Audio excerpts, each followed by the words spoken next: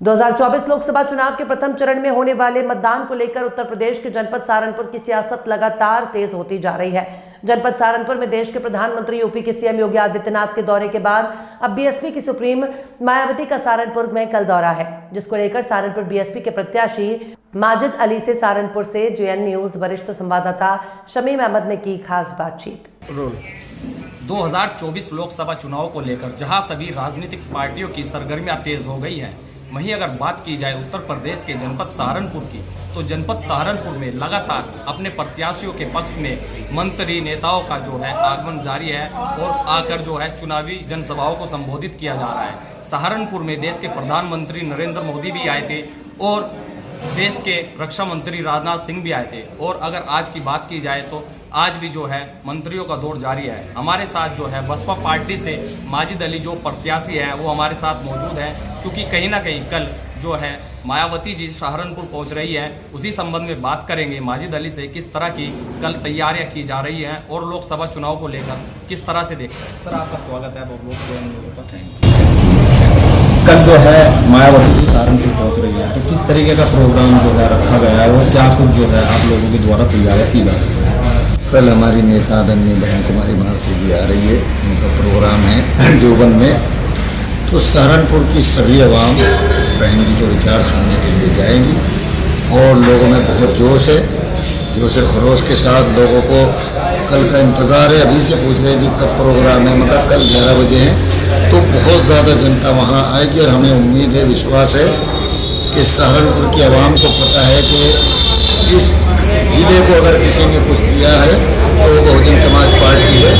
इसलिए सहारनपुर की आवाम ज़्यादा से ज़्यादा बहन जी के विचार सुनने के लिए मैदान में पहुँचेगी। कहाँ पर प्रोग्राम है? ये प्रोग्राम देवबंद में रखा गया है, मेन रोड पे ही। एक देवबंद से मेरे ख्याल से 1-1.5 किलोमीटर का फर्क है कलेडी के और देवबंद के बीच में, और बहुत अच्छा प्रोग्राम होगा। सभी लोग उसमें आएंगे। अब मेरी सभी जनता से अपील है, जिनके सहारे हम चुनाव लड़ रहे हैं, जिनकी मोहब्बत से हम चुनाव लड़ रहे हैं और जो हमें प्यार मोहब्बत मिल रहा है, वो सभी लोग ज़्यादा से ज़्यादा बहन जी के विचार सुनने के लिए आए। बसपा सुप्रीमो मायावती जी जो है गठबंधन में नहीं गई है, तो क्या कुछ इस बारे में कहना चाहेंगे?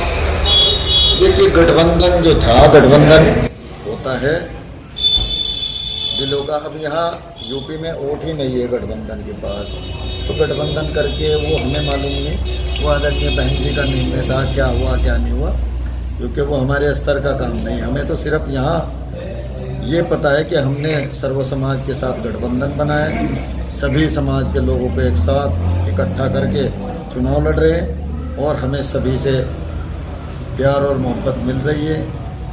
तो हमारा तो यहाँ ऑलरेडी गठबंधन जनता के साथ बन गया, सहारनपुर की आवाम के साथ बहुत प्यारा खूबसूरत गठबंधन बना हुआ है और उन्हीं के बलबूते, उन्हीं के सहारे हम चुनाव जीत के जाएंगे। अच्छा, आज सहारनपुर जो है केशव प्रसाद मौर्य पहुंचे थे। उनका कहना है कि इंडिया जो गठबंधन है वो मुंह से राम की बात करते हैं और लेकिन बगल में छुरी रखते हैं, तो किस तरह से देखते हैं इसको? देखिए, गठबंधन हो, बीजेपी वाले हों, दोनों की एक ही भाषा है। दोनों जनता को गुमराह करते हैं, जनता को लड़ाने का काम करते हैं, जनता का नुकसान करते हैं। बहुजन समाज पार्टी काम करने में यकीन रखती है, खाली डायलॉगबाजी मारने में हम लोग यकीन नहीं रखते। हम तो चेयरमैन रहे तब भी हमने जनता के बीच में जाके सभी वर्ग का काम किया, सभी को सम्मान अधिकार दिया, जो आज भी याद करते हैं। आप सर्वे कर लीजिए जाके, जितने जिला पंचायत से लोग जुड़े हुए हैं, ठेकेदार हो या अधिकारी हैं, वो सब याद करते हैं कि भाई चेयरमैन साहब जो आए थे, माजिद अली की पत्नी, जो उन्होंने मान सम्मान और विकास कार्य किया, आज तक किसी ने नहीं किया। और ना इस तरीके से सबको साथ लेके कोई चल रहा है। यहाँ अब गुंडागर्दी हो रही है या धमकाते हैं लोग।